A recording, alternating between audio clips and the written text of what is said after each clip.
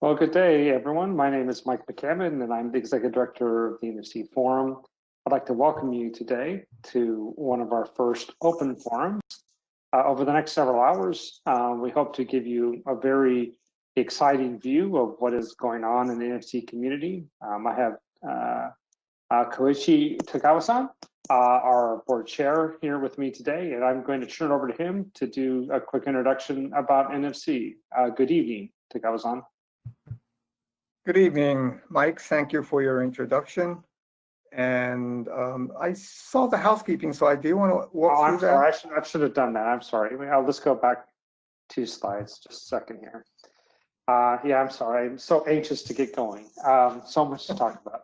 So housekeeping, just so you know, the control panel that shows up when you log into GoToWebinar does have you defaulted to mute.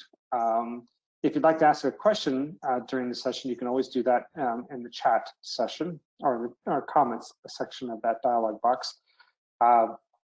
If you need to switch between audio, you can do that also in the control panel. As I've mentioned, we will take, well, there are certain points during the agenda today where we'll have some time for questions, and that will do it. We will have polls in a couple of points as well. We'd encourage you to engage in those so that way we can continue to improve these types of events. And then also you'll be sent a survey once the webinar is completed via email. Or actually, I'm sorry, it pops up at the very end. And please also take some time to fill that out so we can, I can improve this for the next time that we have to do this. All right, so now I will turn it over to Tagawa-san. We have a very full schedule this morning, or this evening, or this afternoon. So we'll go ahead and get started with a background on NFC. Well, thank you, Mike. Mike didn't say about it in the housekeeping, but because Japan is already very late in the evening here, it's a little past 10 o'clock. He has an important mission to wake me up if I fall asleep during my presentation. All right. I welcome the challenge, Tagawa-san. I'll keep an eye on it. Thank you. All right. Well, welcome, everybody. In the interest of time, let me start immediately. First of all, please see this video, short video. Does it move? Doesn't move so well. But what this video is saying is it's comparing NFC against TikTok. And there are twice more users of NFC than this popular video application is what this slide is saying. Next slide, please. All right, so how many people, how many devices around the world, NFC capable? These are some of the highlights here. Smartphone users worldwide is set to reach about 2.87 billion this year, 2020. The next middle 64 number is an interesting one, because if we look at the number of smartphones being produced and divided by the time in 365 days, it looks like there are 64 NFC-enabled devices being produced in every second this year. That's amazing. So while I'm speaking, more is coming. And 20% of the world's population, and of course this 20% is growing, is now using NFC in their daily life. So billions of people, and most of them, almost all of them, use NFC around the world every day. Next slide, please.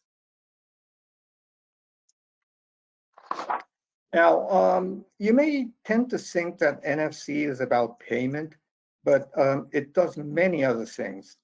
Typical examples are shown here. One is Nike and many other brands have,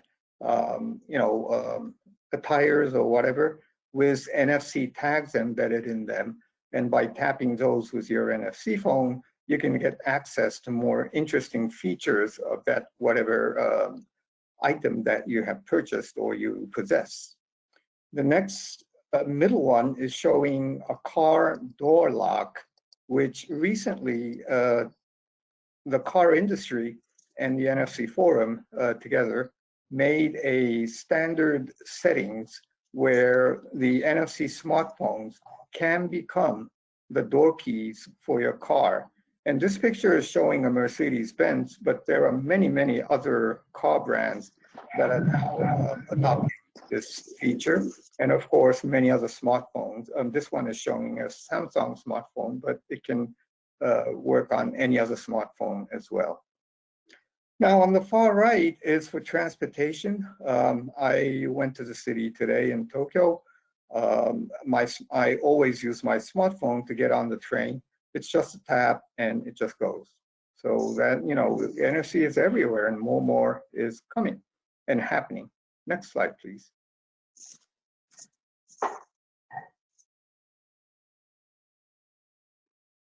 Okay, now the things that I just shown you was before the pandemic, but after the pandemic, what we are seeing is that people seem to prefer the contactless feature of NFC nature, let's say of NFC, because you don't have to touch the counterpart. You just tap out with your smartphone and the transaction is completed. So that's what's happening after the pandemic. Next slide, please. Now today, the agenda for this open forum, first we have NFC, momentum is growing.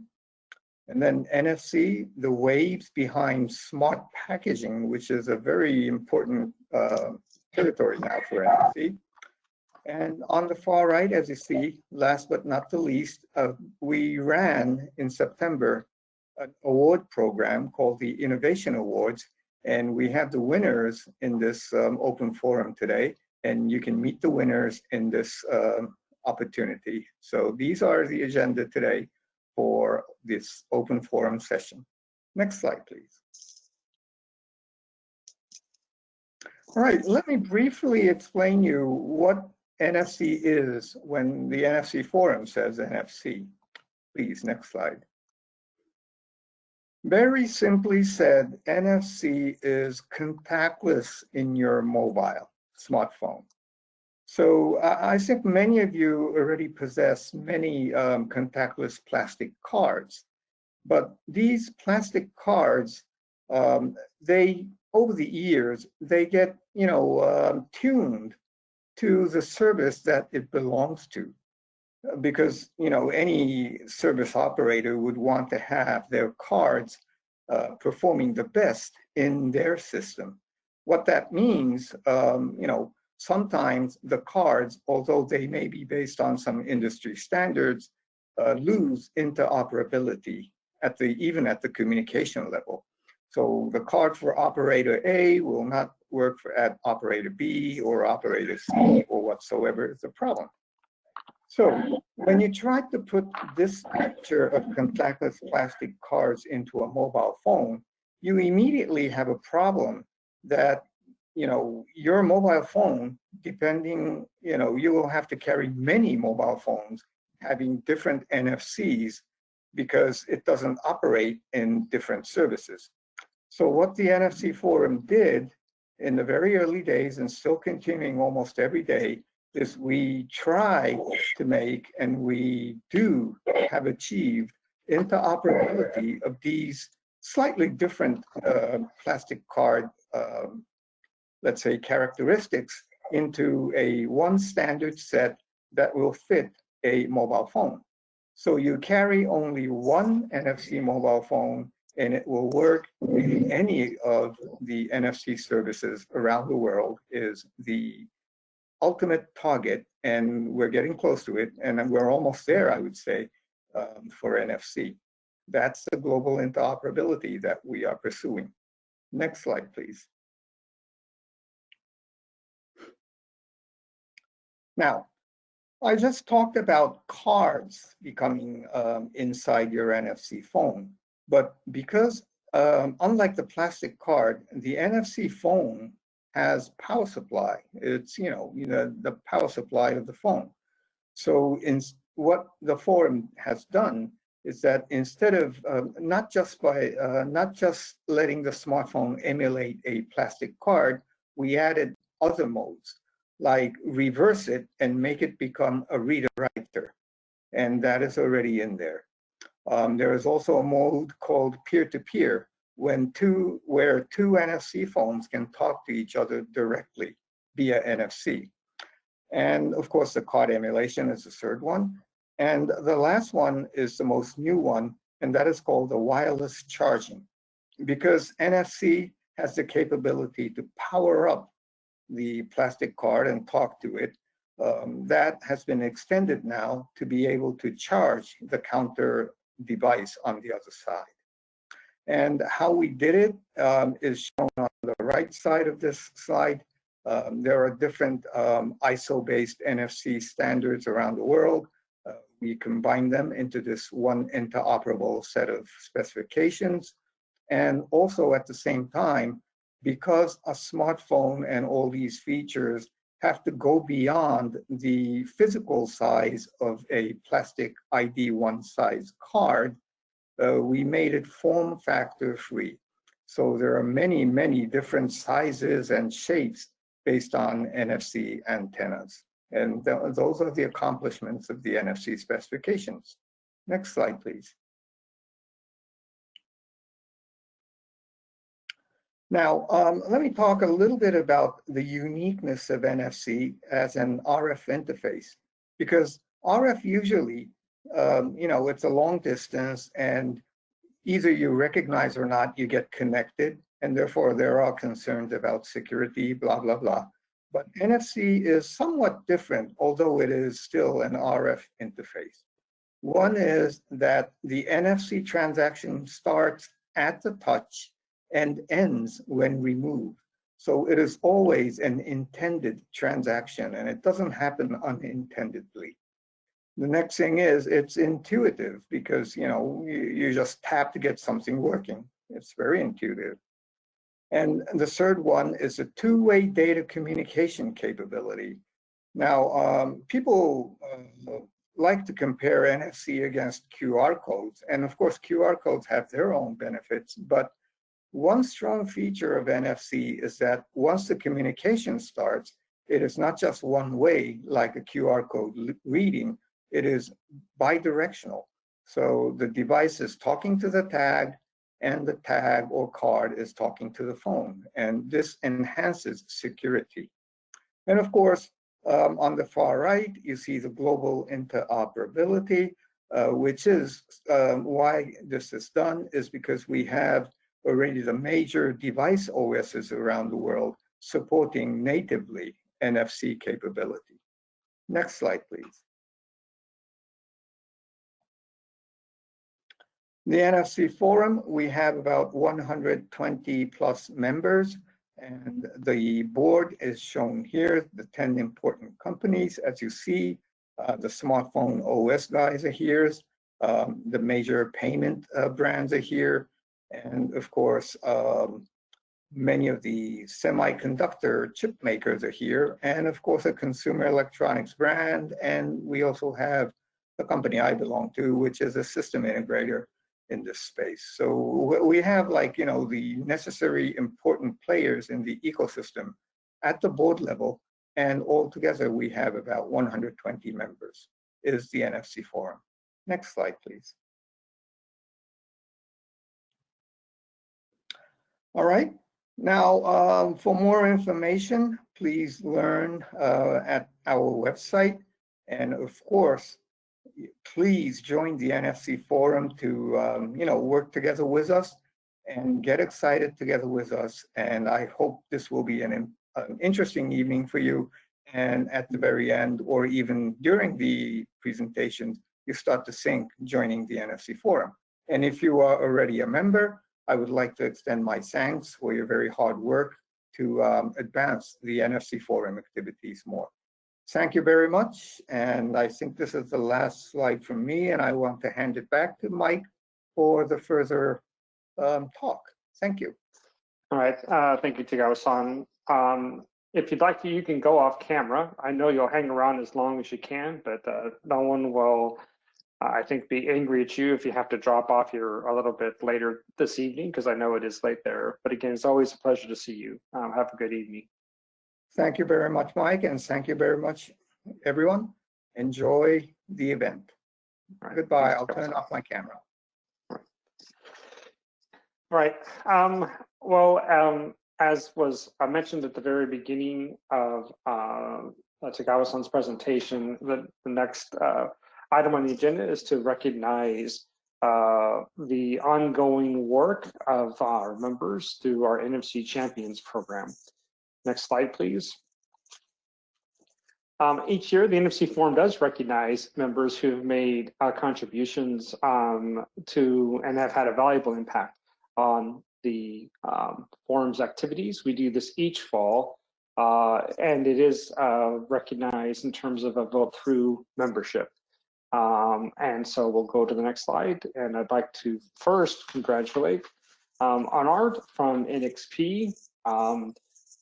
Thank you for all your hard work this last year.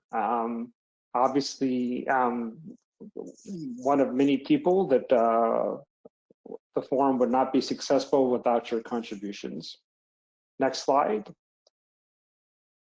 We'd also like to recognize Danielle from ST Microelectronics. Thank you as well.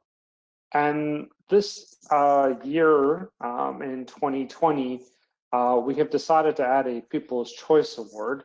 And I will go to the next slide to recognize two individuals. There's actually a tie in terms of the votes from membership. And so I'd like to recognize Frank from Sony. Frank has been our longtime secretary of the board. And I'd like to thank him for all of his hard work, and Jose from ST Microelectronics as well. Both of these individuals, I'd like to thank them for being a 2020 NFC Champion of People's Choice Awards. Congratulations, everyone. Next slide. All right, well, we will move on to the next topic today, which is to talk about one of the newer features that's included in the NFC specification, which we'll be hearing more and more about as we go into 2021, as we begin to start seeing products, hopefully, in the very near term. And what I'd like to do here for the next few minutes is recognize Hans from CISC Semiconductor, who is the chair of the NFC,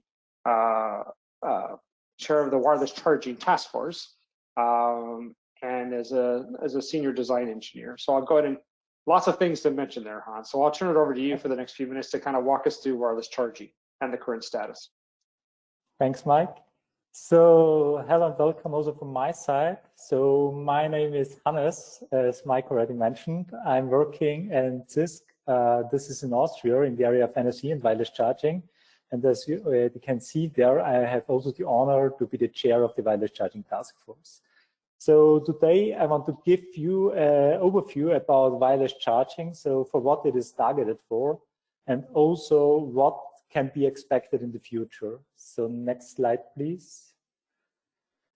So wireless charging gives the big opportunity to charge small battery-driven devices using the NFC technology. Therefore, the wireless charging specification enables wireless charging by extending the communication functionality. As now communication and power transfer can be done over a single antenna, small battery-driven devices can be designed in a way to be more cost-effective if charging is a key for them. So next slide, please. So going now into more detail, what the NFC Forum had currently specified or defined in the wireless charging specification 1.0. Here we're defining two different modes, the static wireless power transfer mode and the negotiated wireless power transfer mode. For the static mode, we are using the standard RF field strength defined. And also what must be mentioned here, for the static mode, there is no parameter negotiation possible. Whereas for the negotiation mode, we allow parameter negotiation, which allows to control the power level during the wireless power transfer. Here, we can also go beyond, so exceeding the limits of the RF field, which are used in the static mode. Therefore, we are defining 4 power classes, starting from power class 0, going up to power class 3, which is in numbers. So we have 250 milliwatt, 500 milliwatt, 750 milliwatt, and 1000 milliwatt. Here, the numbers I mentioned are always the guaranteed power level for this certain power class. As wireless charging is now able to deal with such high field strength, so exceeding certain limits, we must be sure that we can operate in a safe environment. Therefore, the wireless charging specification introduces several mechanisms, we call them foreign object detection mechanisms, that allow to detect devices with or without a communication capability at 13.56 megahertz during such a high field exposure. Next slide, please. So what is the current work ongoing within the NFC Forum in the area of wireless charging? So here we are improving our reference equipment also to guarantee here a stable long-time operation during testing. Another work item is we have seen a market need that we are extending our protocol, especially for the static charging mode, to provide the possibility to share further information. Such kind of information can be like the battery level. The NFC Forum also works on a test specification for wireless charging, which might be in part for any future upcoming certification program. Next slide, please. So finally, I also want to provide a short outlook what can be expected also in the future.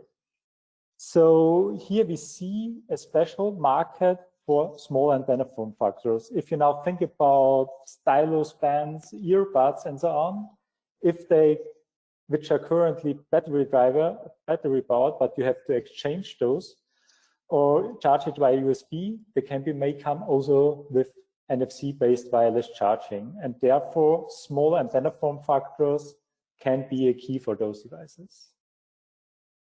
And also, if you look in the market, what is a main goal for charging the speed? So here we are currently also thinking about evaluating higher power classes to speed up the charging, as well as to maybe also take a closer look into devices which are more power consuming.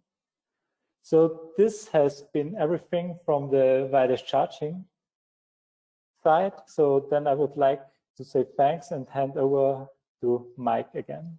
Hey, Hannes, can I ask you 2 real quick questions? Yeah, sure.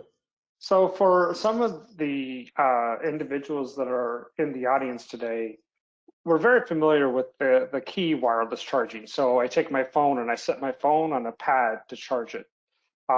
This is obviously different, but just for everyone to make it very clear, how is the wireless charging that we're working on inside of the NFC Forum is different than the key wireless standard? So like the key wireless standard, you talk always about a power to 5 watt or even more. So here they're clearly targeting to charge handheld devices. So we go in the area to really small devices, which may already have NFC functionality inside, like earphones and so on. And then we say, let's use those antenna designs, let's use those functionality of NFC already, and also to provide wireless charging inside. So here really what we say is we put the power transfer on top of communication. Yeah. Okay, great.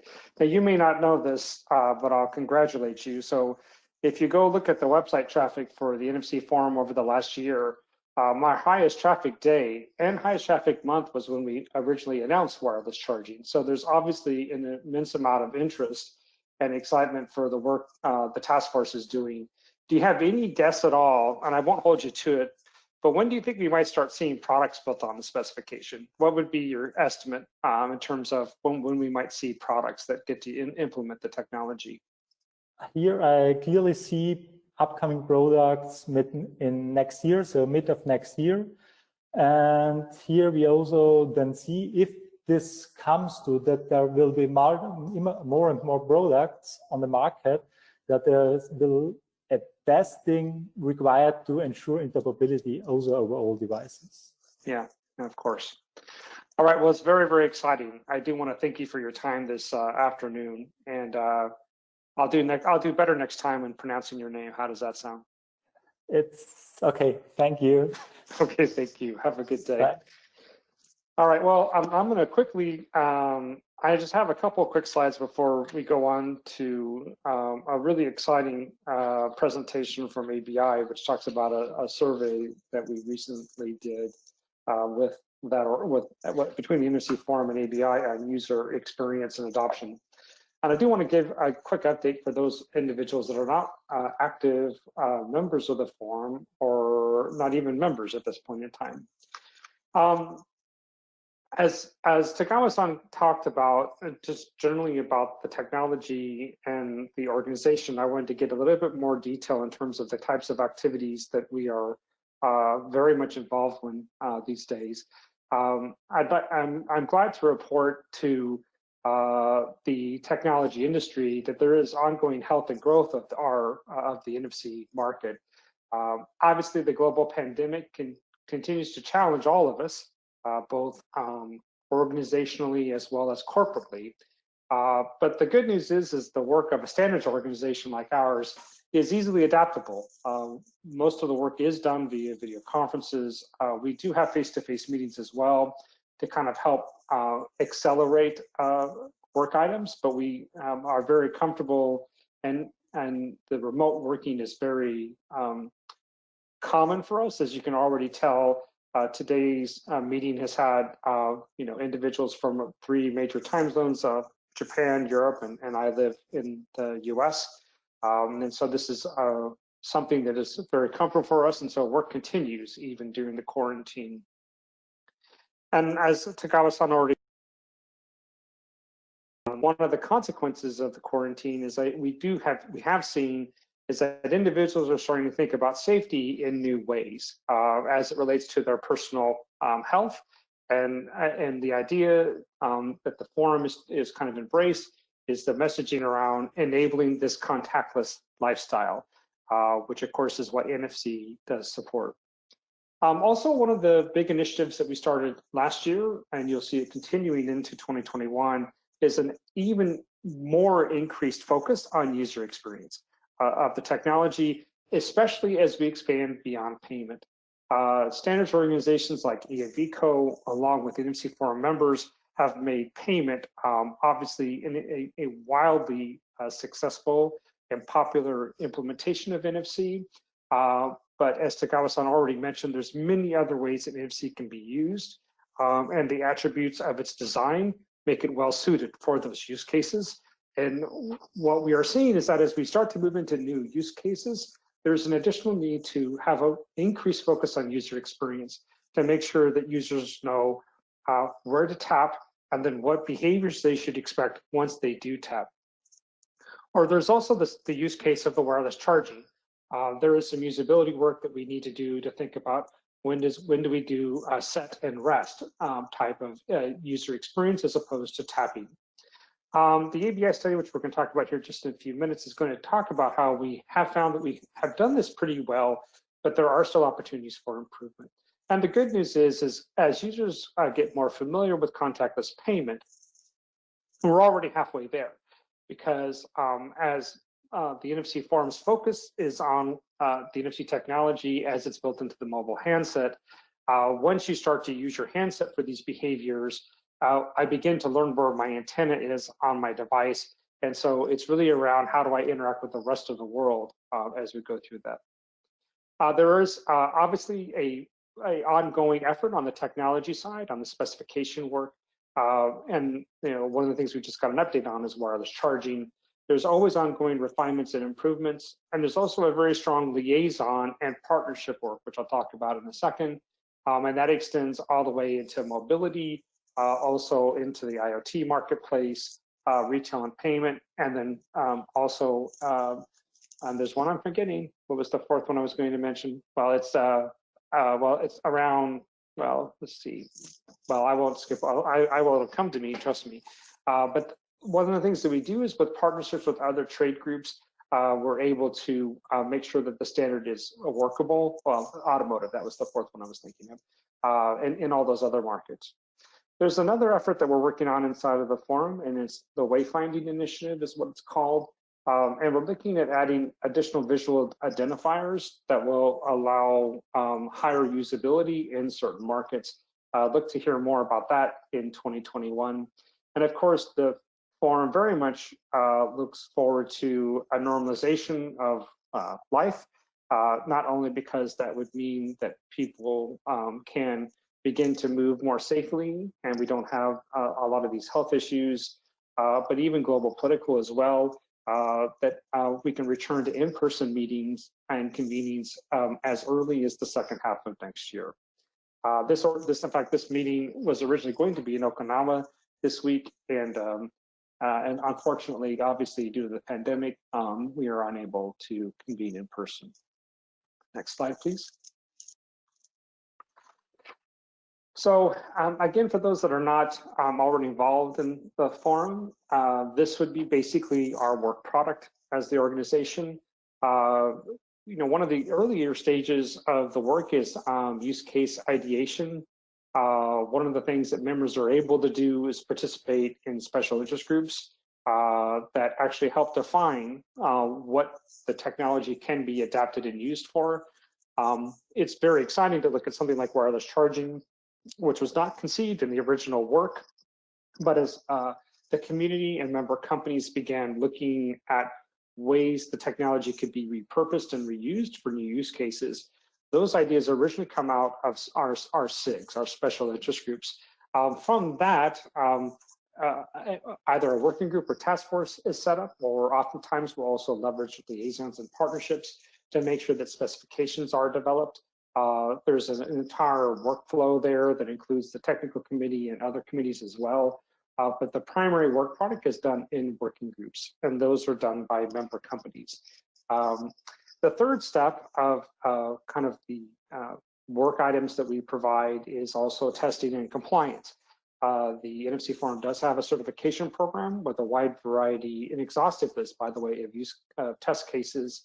And there are testing labs in our ecosystem, as well as tool vendors that allow organizations to test for compliance of the specification to become an NFC certified product. You hear on the see on the far right, which ensures that your product will be interoperable and will have a reliable NFC connectivity, and it will be market ready.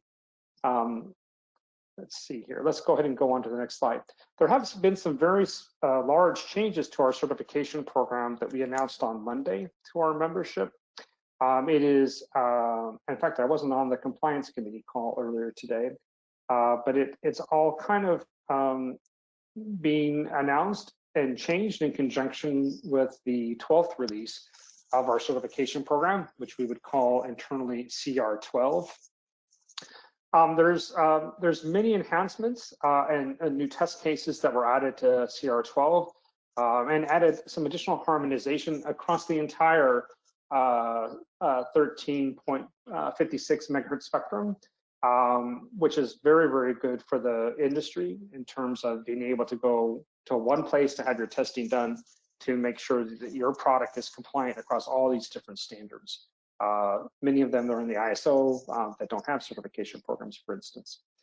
Another big announcement that we made on Monday is we are changing the pricing. Historically, getting the NFC certification, you paid the form for that.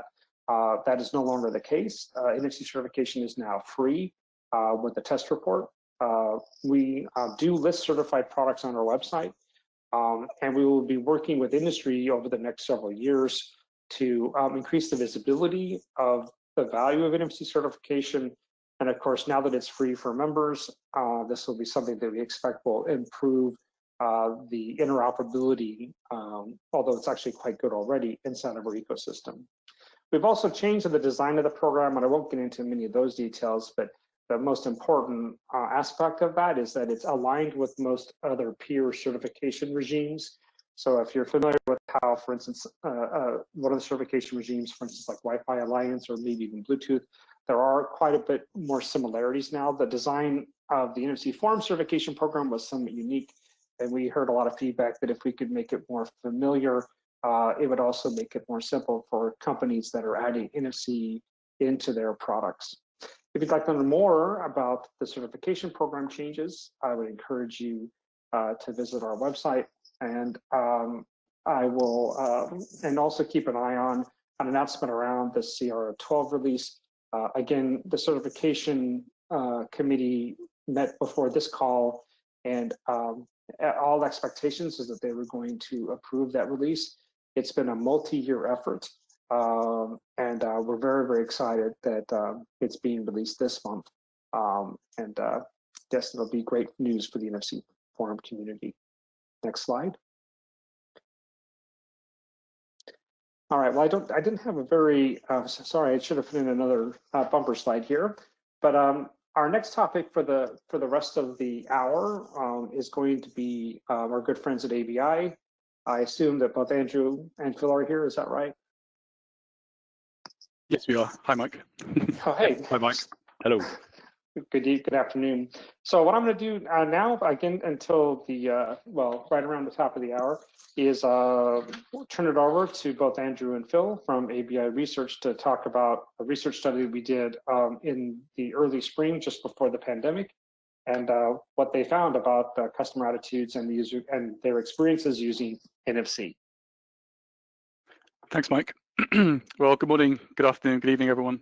My name is Andrew Zignani, and I head up ABI Research's short-range wireless connectivity market research service. This service encompasses market data, forecasts, and research reports for technologies such as Wi-Fi, Bluetooth, 15.4, ultra-wideband, and of course NFC, across many different applications ranging from smartphones and consumer electronics devices to smart home, wearables, and the IoT. Great, and my name is Phil Seeley. I'm a Digital Security Research Director at ABI Research, and I'm responsible for our smart card and secure IC content and coverage. And from a technology perspective, I've been covering and looking at NFC for nearly 10 years now. Thanks, Phil. So today we have the pleasure of sharing with you some of the results of a recently conducted survey, as Mike mentioned, that will hopefully provide some guidance and insight and recommendations around consumer attitudes, experiences, and understanding of NFC and contactless technologies on the whole. Next slide, please.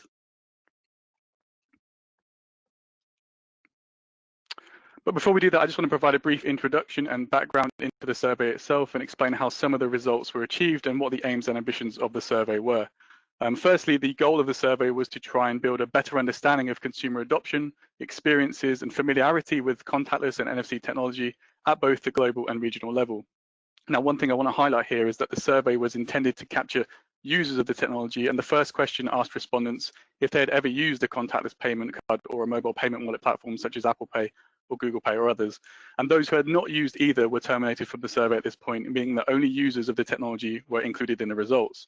And this is just worth bearing in mind for some of the later questions throughout the survey.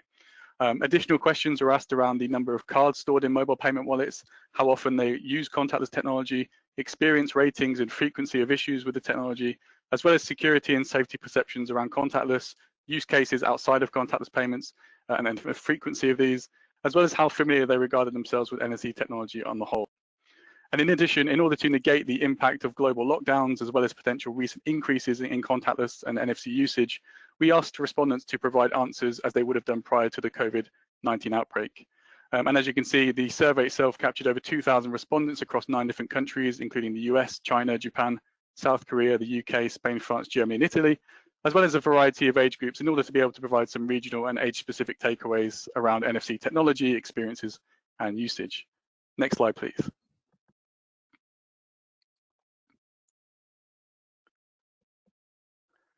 So we'll soon delve a lot deeper and investigate these areas a little bit more detail, but Phil will just provide a brief summary of some of the key findings and takeaways of the survey. Yeah, great. Thank you, Andrew.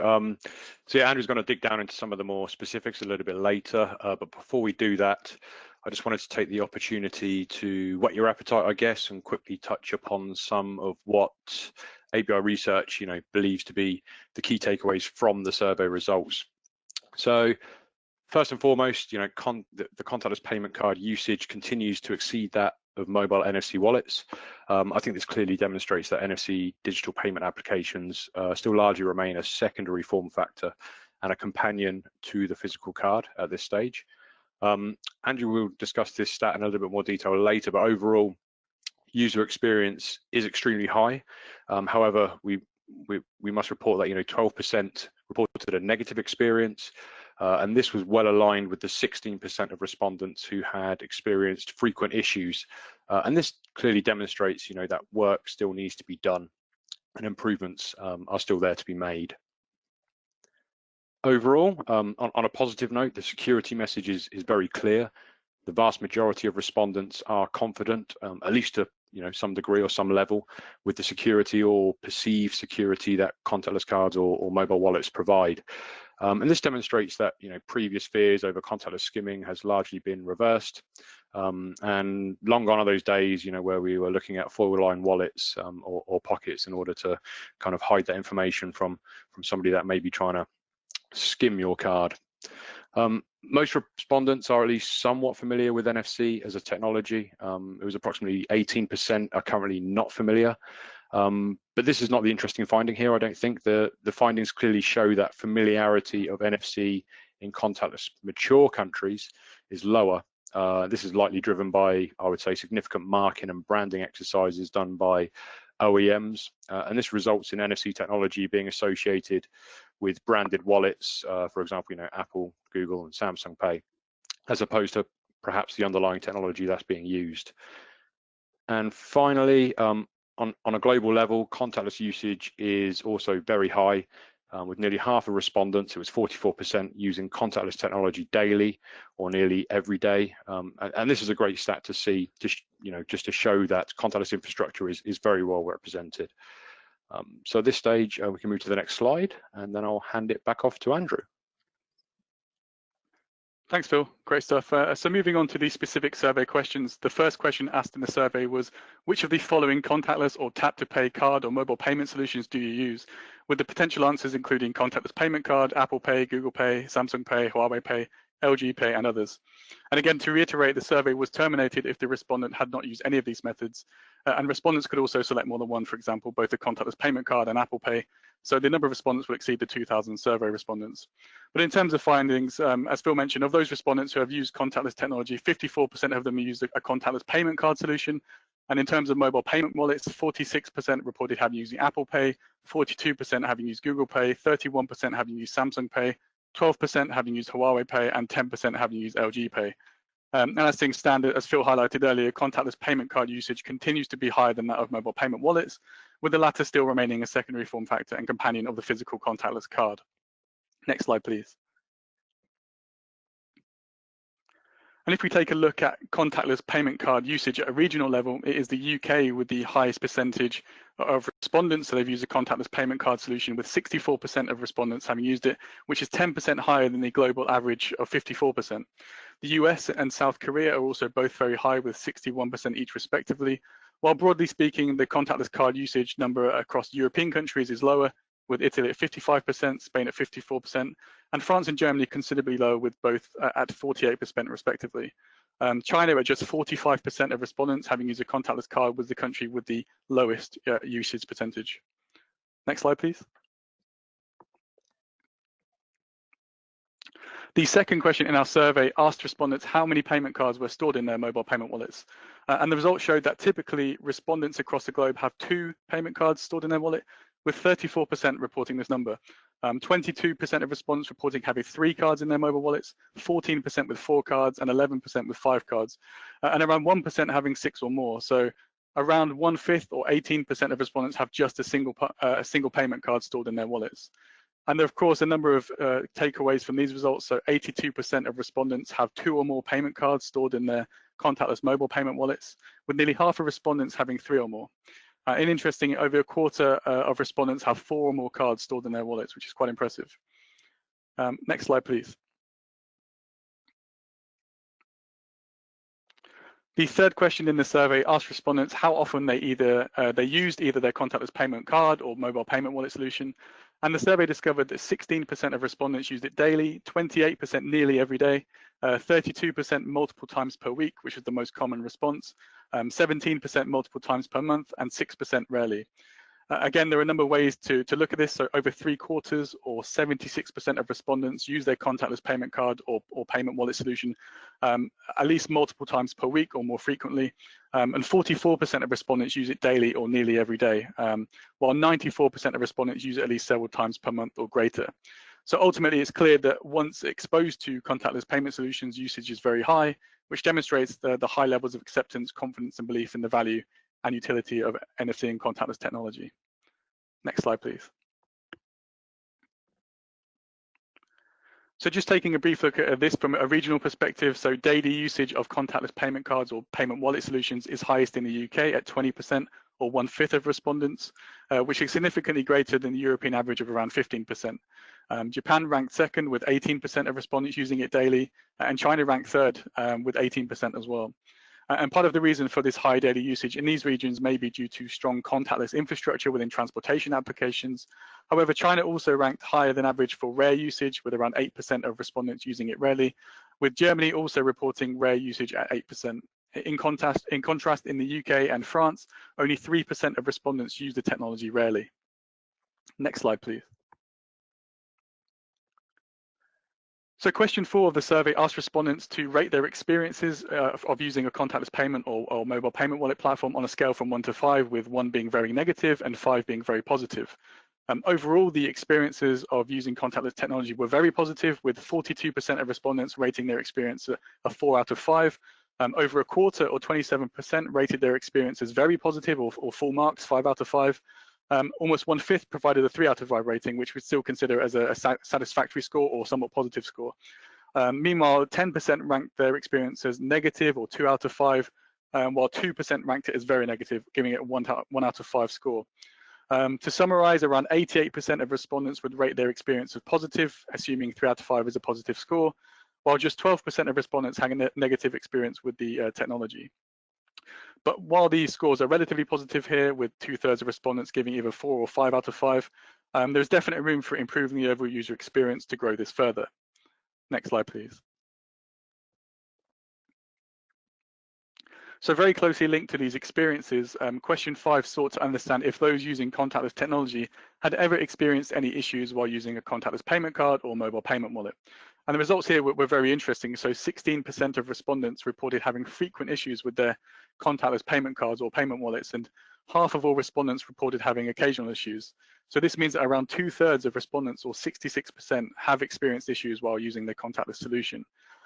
While over 1/3 of respondents have never had an issue at 34%, it is clear that these frequent issues with contactless technology are impacting user satisfaction, and more needs to be done to understand why certain implementations or regions are causing this, and ways in which user experience can be improved in the long run. While the previous slides have shown that user experience is broadly very high, 12% of respondents provided a rating of 1 or 2 out of 5, which is very closely aligned to the 16% of respondents who have reported frequent issues. Next slide, please. On a much more positive note, question 6 of the survey asked respondents how confident they were in the safety and security of contactless payment cards and payment wallet solutions. And these answers included very confident, confident, somewhat confident, not that confident, and not confident at all. The results found that 44% of respondents were confident in technology, 25% reported being somewhat confident, 25% were very confident, and just 5% were not that confident, and just 1% were not confident at all. Again, there are a number of takeaways from this, all of which are pretty positive. So just 6% of respondents who use the technology are not confident in the safety and security of contactless payment cards and mobile payment wallets, while more than 2/3 of respondents were either confident or very confident. And when this is extended to somewhat confident or greater, the survey showed that 94% of respondents were confident at some level in the safety and security of the technology. And given some of the historical challenges, as Phil mentioned earlier, it appears that many of these concerns within this area have been alleviated or reversed in recent times. And in terms of regional variations, security and safety perceptions were generally high across each region, with no region or country falling below 92% of respondents being at least somewhat confident. Next slide, please. So question 7 of the survey asked respondents to select any use cases outside of mobile payments that they've used their contactless payment card for or their smartphone contactless technology for. And some of these potential use cases included paying for public transportation, keyless car entry, wireless charging, tap to connect speaker or headphone pairing, connected consumer products such as the jerseys mentioned earlier, access control, for example, keyless entry, or other applications. And what the survey found was that the most common reported use case outside of contactless mobile payments was connected consumer products. So things like mentioned earlier, such as clothing or cosmetics or alcohol or luxury products with some form of contactless interaction or verification. 53% of respondents reporting having used their contactless technology for this use case. Interestingly, and somewhat surprisingly, access control, for example, keyless entry or smart home door locks or building access, was the second highest with 48%, which is very surprising to us. In third place was paying for public transportation with 45% of respondents. 35% had claimed to use it for tap to connect speaker or headphone pairing, and 31% for keyless entry. So just 4% of respondents reported having not used it for anything other than contactless mobile payments. So one potential takeaway is that 96% of respondents have used their contactless card or smartphone contactless technology, NFC technology, for at least one other use case beyond mobile payments. However, as some of these percentages do seem remarkably high, it's very possible that smartphone contactless technology is taking a credit for non-NFC applications, and that clearer messaging is still needed on the specific capabilities of NFC versus alternative technologies. Contactless may be being viewed as anything touchless or touch-free in nature, so potentially there needs to be additional work on messaging to ensure NFC differentiation is understood and may be required in order to stand out from other touchless technology types over time. And we even did some further digging on this to understand if it was potentially those less familiar with NFC who were reporting higher usage in these other use cases. However, in actual fact, it was those with the highest reported familiarity of NFC who were reporting these highest percentage of other use cases. But again, this doesn't rule out that contactless may be taking credit for other touchless or wireless proximity use cases, and again, suggests that further education is still required. And again, diving deeper into the regions, connected consumer products was the top reported other use case across all countries except for the UK, where paying for public transport was ranked first. And this is perhaps due to the widespread contactless deployment of transportation solutions in areas such as London. In addition, 87% of respondents reported using their contactless card or smartphone contactless technology for these additional use cases at least several times per month or more. Next slide, please. So on to the last slide then, and we'd like to provide some final conclusions and outline our future expectations for contactless and NFC technology. Here, I'll hand over to Phil to provide some final insight. Yeah, great. Thanks, Andrew. And I hope you all had your pencil sharpened, because there was a lot of stats thrown out there. So yeah, great stats, great information. But what does this mean? Firstly, it's clear that I think there is more work that needs to be done. Although the findings are very positive in terms of usage, frequency of usage, confidence and familiarity with NFC as a technology, it's clear that there is still a level of issues that remain on the user experience side. And I think this means that focus should be placed on minimizing implementation issues in order to not degrade the user experience. And at the same time, I think greater education is needed around the unique capabilities of NFC technology and what it can actually bring to other use cases. Post-COVID-19 world, usage of contactless technologies is expected to accelerate. In fact, it is already accelerating. We're seeing that already. The touchless or contactless experience is now being demanded across multiple settings. It's not only been pushed by the payment networks from a payment perspective. They all supported the increase in contactless transaction limits. I think it's around 100 countries now have increased that limit. But also merchants are actively favoring contactless payment to help minimize the risk to their respective staff, and also by other entities, including governments and the World Health Organization. So COVID will not only change the way people socialize and interact with each other, but it will also change the way that consumers look to avoid physical contact with anything communal in nature. And in this instance, it will be the point of sale device.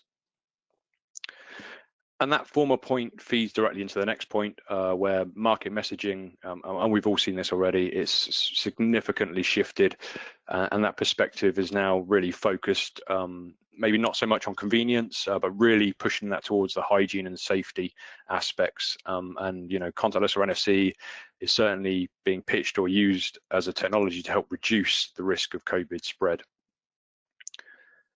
Given the survey results, I'd also expect the level of familiarity with NFC technology to perhaps decrease somewhat. That might sound like a very odd thing to say, but we've already seen that familiarity in contactless mature countries, such as the UK, is lower than others which are not so contactless advanced. So I think as the leading mobile wallet providers continue to expand usage and broaden acceptance and use cases for that matter, I think there is a potential risk here that the familiarity with NFC as a term will be further lost to these branded applications. Perception of security, that will continue to be strong, and this is a particularly positive point. Going back to my point earlier about people being very fearful of contactless and their cards or wallets being skimmed. This was largely being pushed by many media outlets, which didn't help the situation. But the expectation is that the perception of security can or will only continue to be of a very high level, and that will only be broken by some form of high-level compromise. Usage of NFC in China, this may further decrease in further favor of the QR code variants unless some of these frequent issues are ironed out. On top of this is its very popular QR code or QR payment code applications, the WeChats and the Alipays of the world. And despite it having, one of the highest penetration rates as it relates to contactless cards and contactless infrastructure, it does have a relatively low usage rate. And for that reason, the future of NFC in China might reside outside of payments and perhaps a more viable technology for other applications such as secure car entry, access control, or tap to pair for connected products, to name but a few. And on a final note, we expect NFC to become more widely adopted outside of payments. This is part driven by market convergence with other end verticals such as ticketing and access control, but it's also thanks to increased tag penetration and the use of contactless technology and emerging use cases. The wireless charging was mentioned earlier, but in addition to that, it may include other applications which sit quite well, including anti-counterfeiting and brand protection and tap to connect products. So that brings us to the end of our presentation, and at this stage I will thank you all and hand it back over to Mike. All right, well, thanks Andrew and Phil. Every time I see this presentation, as both of you know, I've seen it a number of times, I always find it interesting and encouraging. I do want to publicly thank both of you and the team at ABI for your ongoing professionalism and our partnership. I think that this has been a very interesting study. In fact, we were discussing it among staff recently that this may be the most extensive study of contactless payment, as a matter of fact, across markets. Certainly, the card, the card issuers obviously do a lot more deeper study, but when it comes to all the different markets, they don't always play in all the markets that we research in this one. So I do want to thank you both again. It's been a very exciting year for us. So thanks both of you. Yeah, thank you also, Likewise, Mike. It's been a pleasure.